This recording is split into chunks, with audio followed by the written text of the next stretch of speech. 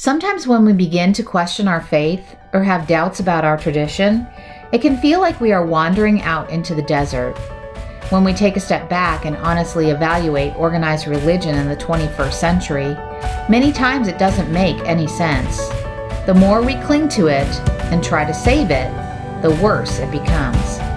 In addition, widespread abuse, cover-up, and victim shaming cause some of us to question whether it will ever be right again. Out into the Desert is an honest evaluation of organized religion in the 21st century, along with Karl and Laura's personal story as they journeyed through 20 plus years of ministry. Let Karl and Laura be your guide as they examine these questions and more. Is it okay to take some time off from religion and do this assessment? Are there things we can't see because we're too close? Is it possible to thrive outside of organized religion? And if Jesus were physically here, would he attend church? Out into the Desert by Karl and Laura Forehand releases August 15th.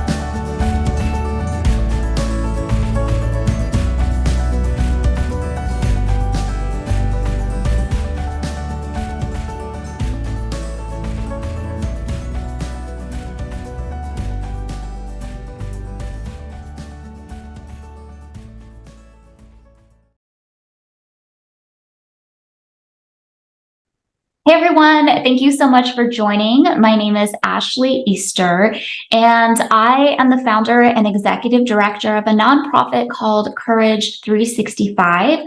We focus on empowering survivors of abuse of all different kinds, and a lot of our survivors in our community have come from patriarchal religious environments. And so my talk today is going to be around the intersection of patriarchy and abuse. I do a bunch of other things. I do some speaking. I've just recently had a TEDx talk. I do life coaching around the subject of intuition and trusting yourself. I work with TV production companies with casting and production. So I have a lot of things that I have hands in, but just a quick synopsis of my backstory. I'm not going to go into the whole story because I want to keep our topic focused today on the intersection of patriarchy and abuse. But I did grow up in a high control community that I believe is a cult. And there was a lot of abuse that I experienced, but in addition to that, there was a lot of patriarchal ideologies that were taught, both in the church and in curriculums and in my family and in lived experience. There was so much patriarchy there. And it wasn't until I started asking questions later on that was prompted by somebody outside the group that I began to see the connection between patriarchy and abuse. And that ultimately led me to researching these topics from a theological standpoint, sociological, scientific, like looking at all the studies and materials about equality and patriarchy, those types of things. And so what I want to talk about today is the intersection of patriarchy and abuse and why I believe the system of patriarchy is in and of itself abusive. Not just for women, but for men as well. And I know we talked about this conference not being a women's conference, but led by women. So if men are listening, I want you to pay attention not only to what your sisters may be going through, but also pay attention to some of the things that may be affecting you as a man if you're in a patriarchal system. And we do, in fact, live in a patriarchal society currently. So keep an eye out, keep an ear out for how that could apply to you personally as well, because it's a system that hurts everyone. All right, so I'm going to look at my notes here. The first question that might be on your mind, if we're going to talk about the intersection of patriarchy and abuse, what am I talking about when I say the word abuse?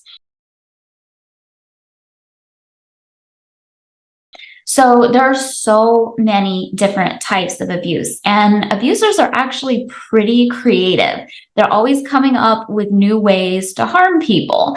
So instead of listing out each and every specific way abuse can show up, I'm going to give you a broad definition of abusive behavior. And this is from the National Domestic Violence Hotline. Now, the National Domestic Violence Hotline does focus mainly on people who are domestic violence or intimate partner violence survivors and victims, but this definition is broad enough that it fits all types of abuse. So abuse is defined as a repetitive pattern of behaviors to maintain power and control over another individual. Let me say that one more time. The definition of abuse is a repeated pattern of behavior to maintain power and control over another individual. Now, let me bring your attention to a couple different things within this definition that are important to clarify. So we all have bad days, and we don't always act and respond the way that we should. But abuse is about a repetitive pattern of behaviors. And there are exceptions to this. If one person does a violent act, that could be abusive. But when we're talking about emotional abuse and those types of things, it's not the same as somebody one time in 20 years flying off the handle because they had a really bad day and something triggered them. It's a pattern of behaviors that can be seen over time. And whether the victim is aware of that pattern or not doesn't really matter because sometimes it can be very tricky and sly, but it is a pattern that is built up. The other thing I would bring your attention to is that the reason the person is abusing is put right here in this definition. And that is because they are doing these patterns to maintain power and control over another person. So let me just give you a couple of things to think about in the realm of abuse and some common myths, I guess, about different types of abuse. So if somebody is verbally demeaning and they are verbally abusive to somebody, I will hear sometimes people say, oh, well, they just have anger issues. Well, they may have anger issues, and that could be something they need to address. But what is a theme in that is that they are yelling, they are using verbal abuse for the purpose of getting the other person to submit under their power. They're trying to gain power and control over that scenario. So the anger issue is really secondary. That is maybe the method that they're using is their anger, but they're doing it for the purpose of creating a power and control dynamic. Another example, if somebody is emotionally neglected or abused, somebody from the outside might say, well, that person just has poor communication skills. Well, again, that could be true. They could have poor communication skills. But the reason they're giving people the silent treatment, the reason they're being emotionally demeaning or neglectful is because that gives them a sense of power and control. They're able to manipulate the other person through that means of poor communication. So yes, the poor communication could be worked on, but overall, somebody's going to need to get to the depths of why do I use manipulative, poor communication to try to gain power and control over another person. Same way with spiritual abusers. A lot of people are like, oh, well, they're just really zealous for the text and they just don't understand properly. Well, let me tell you, as somebody who has been an ordained minister, there are many ways to interpret the Bible. And you can interpret it in a way that is disempowering to people or a way that it is empowering to people. Scholars have debated the text for hundreds and hundreds of years. There is not one clear reading of the text. That's why we have so many different denominations. So if somebody is using the text or their position as a spiritual leader to abuse you, that's not first and foremost because they have religious zeal. That's first and foremost because they're using that system, that holy book, that church title or whatever it is. They're using that to abuse and to gain power and control. It's simply the method they're using. It's not the reason. And then I'll go into one more example, and that's with sexual abusers. I hear this all the time. Well, they couldn't find sex anywhere else. Well, you know what? We're adults, and there's ways to find consensual sex and do that in a way where you're not taking some advantage of somebody. There are ways to do that in the modern world, okay? It's not because somebody has a sexual lust that they can't control. We are, again, human beings. We can control our sexual urges. Just because we feel something doesn't mean we have to act on it. So excuses like, oh, they have a sexual addiction, which most psychologists don't even see as a real thing. There can be patterns of misusing sex and having compulsions, but addiction is not the right word for that. But they can have these things occurring, but they're making a choice at the end of the day to take advantage of someone sexually, to assault them, to rape them, to make them feel sexually harassed or uncomfortable. And they're doing that again to create a dynamic of power and control so they can have the upper hand. So that is what abuse looks like, kind of by the definition and some examples. But now I want to show you kind of a visual example. I think visuals can be really helpful. Yes, so this right here is something called the wheel of power and control. And you'll notice that because it was created in the 80s, it is an older model, and so a lot of the words in there are focused on a man being an abuser and a woman being a victim. And I want to be clear that that's not always the case. Those roles can be reversed. There are people who are gender non-binary. Sometimes it can be men on men, women on women. But, pronouns aside, this is a very helpful wheel that can show us different ways power and control shows up in abuse. So one is using coercion and threats, using intimidation, using emotional abuse, using isolation, minimizing, denying, and blaming, the use of children as pawns. And the one that I really want to focus on is here. So I'm just going to skip up here for a second. The use of economic abuse, maybe controlling the finances or exploiting somebody for their finances. But here, this one right here, the use of male privilege, this is the one that I really want to focus in on because our talk today is about the intersection of patriarchy and abuse.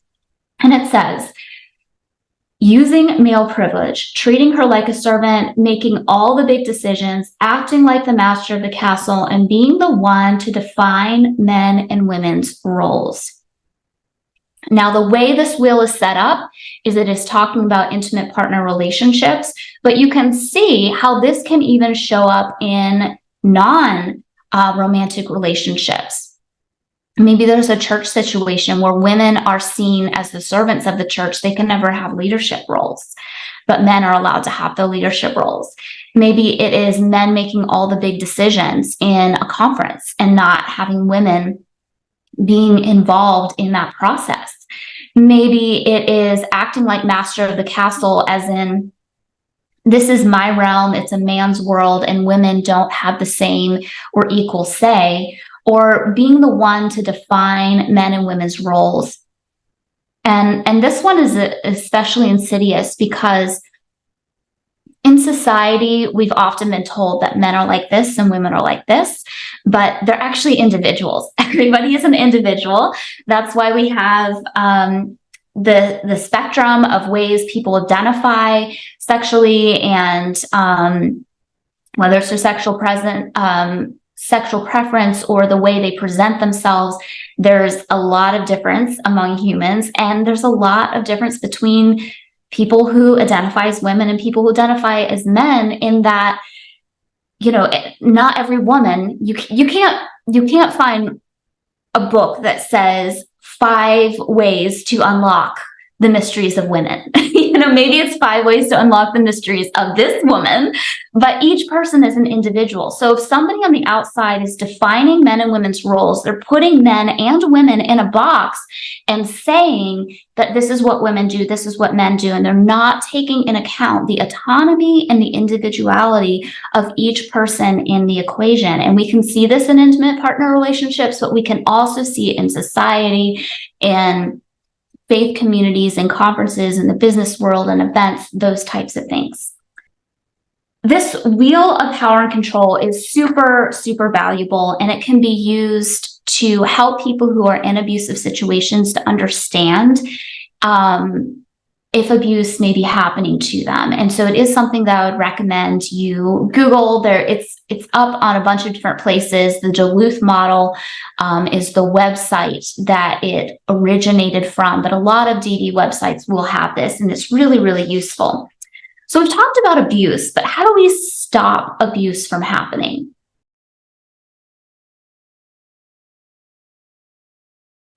All right, so that is a multifaceted topic. There are a lot of things that are involved in that. And there are preventive things. There are things that we can do after the fact. And there's just so many different elements to why people have a lust for power and control and try to take advantage for other people. So I'm not saying that this is the only way to stop abuse, but it is something that must be a part of the equation for abuse to end. And that is having equality between humans. That is having equality between individuals. Because remember, abuse is always about power and control. And so if you set up people to say, this group of people innately has power and control over another just because they're men, or just because they're white, or just because they're straight, or just because they come from the USA, that is going to create a dynamic of inequality, and abuse is very likely to happen in systems like that. You cannot end abuse without having equality among people. And I'm going to share with you something called the Wheel of Equality in just a minute. But before we do that, I want to talk briefly about a very interesting study or experiment rather, that took place at Stanford University. There was a professor that wanted to study power dynamics, and he had students voluntarily come and submit to this experiment. And what it was they set aside some people to be prisoners and some people to be prison guards. Now, this is all make-believe. This wasn't real, but they put them in a scenario where there was a group of people that had power over another group of people, not for any specific reason, not because they had a particular skill that would be able to help lead the group, not because they had any kind of merit to them being given more leadership roles, but simply picked a group of people that would have power and a group that would have less power.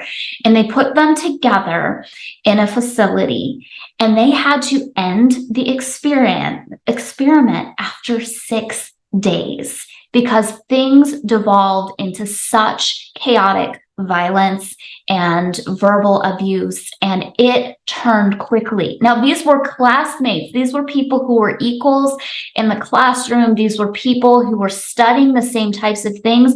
This is a simulated reality. But what we can learn from this is when there's a system that places certain people in a position of power and control, not because of an agreed on assignment, we do need some power and control dynamics in the world. Like, there needs to be some judges who can tell us, okay, this abusive person needs to go to jail.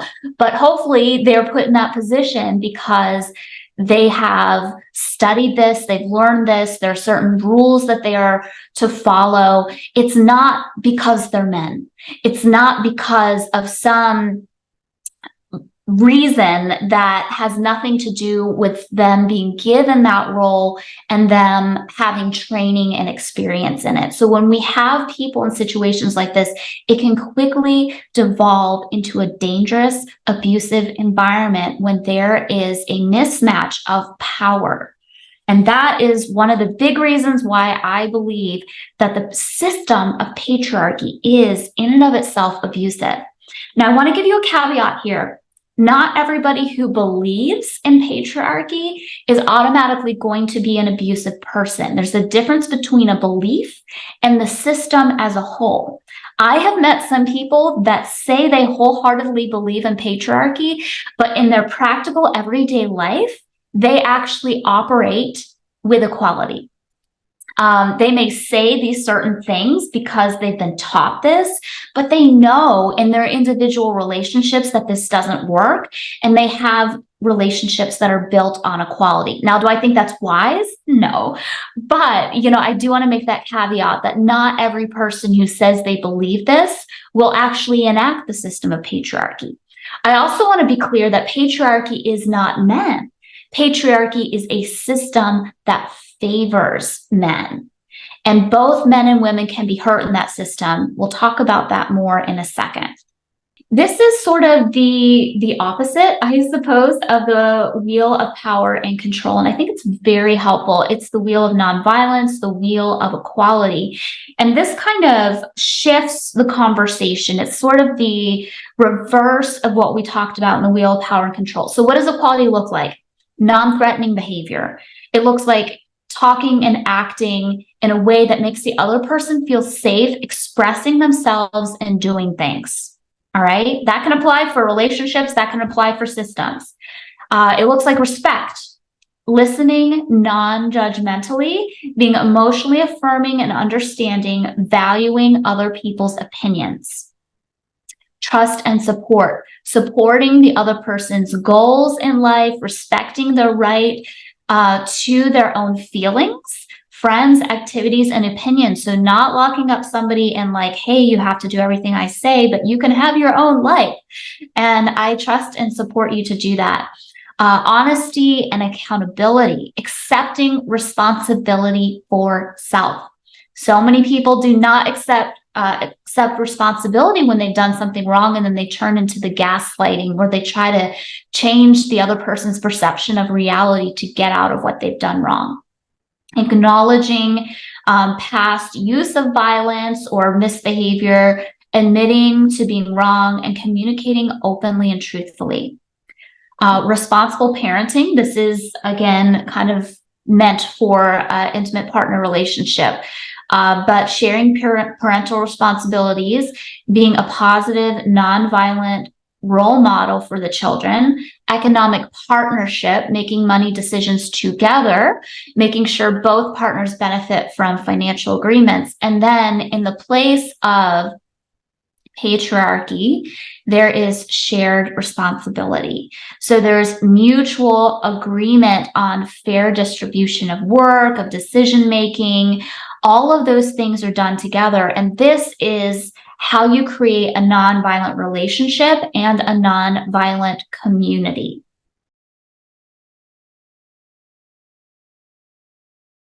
So let's talk a little bit about patriarchy now. I've already touched on it a bit, but there are so many different ideas of what patriarchy is, and I like to go to a really basic definition of it. People have written books and books of what falls under the category of patriarchy, but again, the broad definition from the Merriam-Webster dictionary is control by men of a disproportionately large share of power. So men having more power than women. And when you look at the definition of abuse that talks about power and control being the reason behind it, you can see how easily patriarchy can slip into that. You can remember that Stanford example of if somebody is given the quote right to have power over somebody else, it is there's something in our brains that really gets messed up when we have too much power. And we've seen this with political leaders. We've seen this with religious leaders, people who seem to be pretty cool in the front end. Once they get unchecked power, everything changes. They completely become a different person. There's research that's showing that power can change our brains. And if we're giving men power, even if they initially have good intentions, it can very easily devolve into a situation of abuse. Now, let's talk about sexism, what that definition is for a second. Again, from the Merriam-Webster Dictionary, sexism is prejudice or discrimination based on sex, especially discrimination against women, behavior, conditions, or attitudes that foster stereotypes of social roles based on sex. That is what sexism is. It is the thing that comes so quickly after we bring in this idea of patriarchy. Sexism almost automatically happens. And again, this all leads to and creates pathways for abuse to become very, very easy. Now, I do want to talk a little bit about what I call hardcore sexism and benevolent sexism, because we see a lot of benevolent sexism in the church. We see a lot of benevolent sexism in even communities that say they are anti-patriarchy and that they're progressive. So I want to talk about the two different types or categories of sexism and why they are both insidious. So I'm going to read you a quote from John Calvin's commentary on 1 Corinthians chapter 11. And John Calvin is somebody that a lot of church-going people like to wave their flag about, oh, I love Calvin, he's so wise. And you know what, maybe he said a couple good things, but when it came to what he believes about women and what he said about women, this would be a really good example of what hardcore patriarchy sounds like. So he says, on this account, all women are born that they may acknowledge themselves as inferior in consequence to the superiority of the male sex. So that's pretty in your face and blatant. It's like women are born so they can realize that they are less than men. That's basically what it's saying in modern terms. That's very hardcore patriarchy, and a lot of people will speak out against that. A lot of people will say that is not okay. It's not okay to slap your wife. It's not okay to say those types of things out loud. But then there's, and we can obviously see how dangerous that kind of language can be. But then there's this benevolent sexism or softcore patriarchy, as I like to call it. And this is a lot more discreet. It's often enforced through spiritual or emotional abuse. And benevolent patriarchy is often one of those things where it is a system that teaches you one way. So the ones in power, the men in power, almost don't have to say anything because you have trained yourself so much to believe this stuff that you self-police. And that's really the goal of patriarchy, not that they have to be violent, but that they can lull you into a place where you start to believe these myths and you police yourself. So this is what benevolent patriarchy might look like. And some people in the church call this complementarianism. Notice the flowery language, but pay attention to what's really being said here. This is from the Denver Statement, which is a famous statement made by a lot of complementarians, a lot of patriarchal people in the church that kind of got together and said, hey, this is a new statement. All right. And they said, in the family, husbands should forsake harsh or selfish leadership and grow in love and care for their wives. Wives should forsake resistance to their husband's authority and grow willingly and joyfully in submission to their husband's leadership. In the church, redemption in Christ gives men and women equal share of the blessings of salvation. Nevertheless, some governing roles and teaching roles within the church are restricted to men. So see how this is so much more flowery, and it's so much more like oh, men need to love their wives and care for their wives. And oh, by the way, women still need to submit to men, but you should do that joyfully and willingly. We shouldn't have to beat you into doing that. You should just self-police to do that yourself. And in the church, oh, you have equal worth and value, but not really, because we don't trust you to take leadership roles. Men will do that. Women don't have the ability or the right to take those roles. So really, are they equal in value and worth? No. And that's what we more often see in mainstream Christianity. We'll often see people who say things like that, and it's like, oh, well, she joyfully submitted. Well, there's this concept of bounded choice. When you believe that there's only one option, even if you're given the illusion of two options, oh, she doesn't have to submit. She's willingly deciding to do this. But if she doesn't willingly decide to do this, God's going to be mad at her and she might go to hell. That's really not a choice. That's bounded choice. Okay. And so a lot of times there's the words behind the words, or the systems behind the systems that are showing up a lot of times in benevolent patriarchy. It sounds softer and more flowery, but the goal is the same: for men to have power and control over women, to have all the deciding abilities, to be able to have all the leadership capacity, and for women to joyfully submit instead of being beaten into submission. The outcome is the same. Men are in power and women are not, which again can lead to abusive environments. I also want to add a third example, and this is what I see, unfortunately, a lot of times in, quote, progressive liberal communities, both Christian and non-Christian. And this will be where people will read this stuff. They will know the definitions of sexism and patriarchy. They'll go to protests and say, this isn't okay. We want to fight for women's rights. They'll preach from the pulpit. They'll say in their leadership events, we want to empower women. And they'll say all of the right things. But behind the scenes, men are still the ones at the top making the decision. And, oh, well, it just happened that way. Well, you have 10 people leading and all of them are men. Maybe the way it just happened, you need to put a little more effort into that. Or when a woman comes forward and says that this powerful man harmed me and abused me, oh, well, he's really our friend and I'm sure he wouldn't do that, and discounting women and saying, oh, it's not sexism. We just legitimately know this man and that he would never do that. And we're not going to take the word of a woman who has less power over a man who's making us money.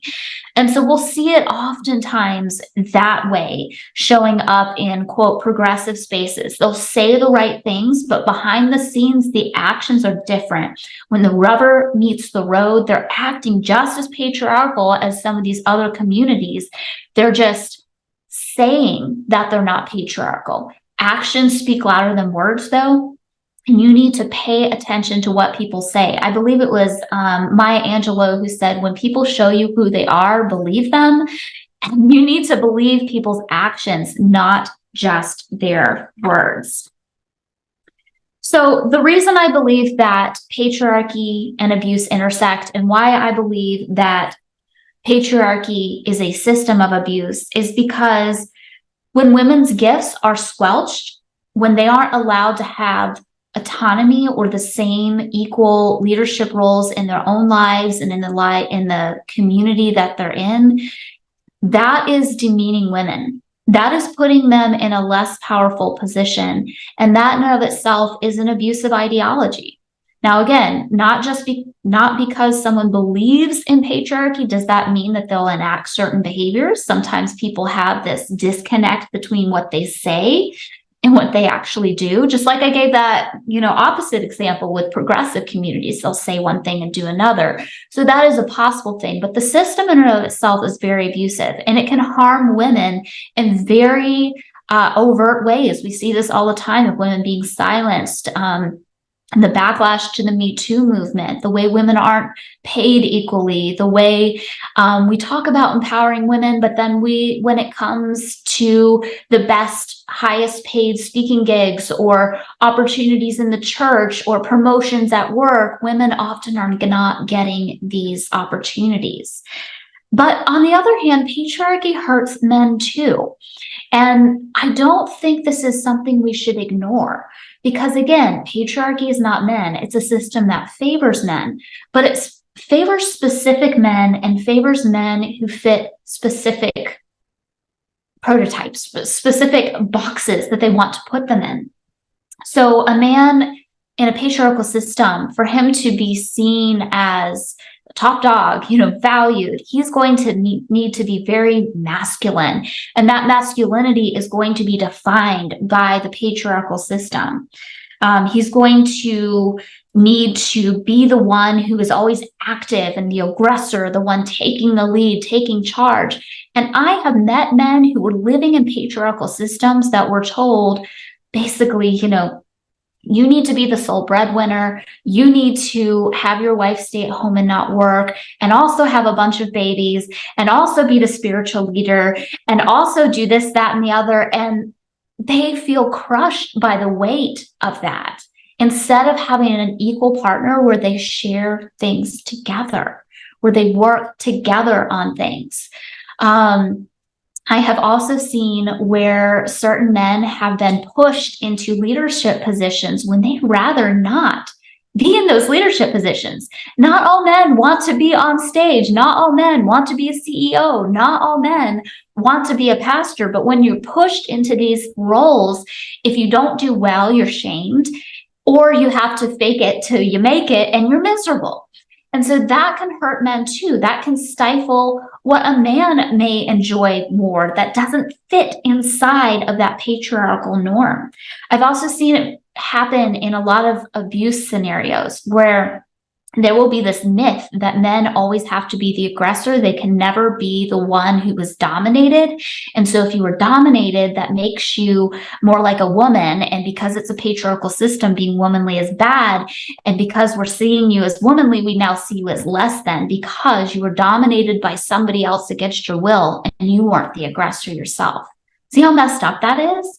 It's rewarding people that are doing aggressive, dangerous behaviors and shaming victims.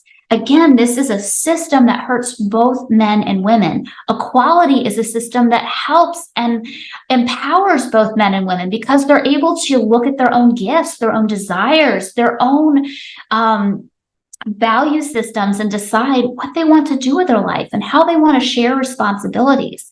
And that doesn't mean that some people won't naturally fall into, quote, traditional gender roles. Sometimes there's a season of life where it might make sense for a wife to stay at home and cook dinner and for the husband to bring home the bacon, okay? But that is different from saying God said or culture says, or your biology says you must do it this way. There's a difference between choice and being pressed into these situations. Because in a situation like that, it could also be very possible that when they make major decisions about finances, they do that together. Even if the man's bringing the money and the woman is staying at home with the kids. There are multiple ways relationships can work. We don't all have to be fit into these boxes that patriarchy expects of us.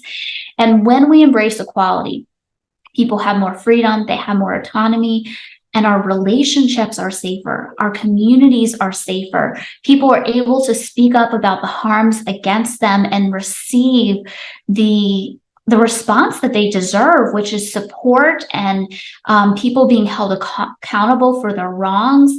It's just such a more beautiful, natural way to live life instead of pressing ourselves to contort into these boxes.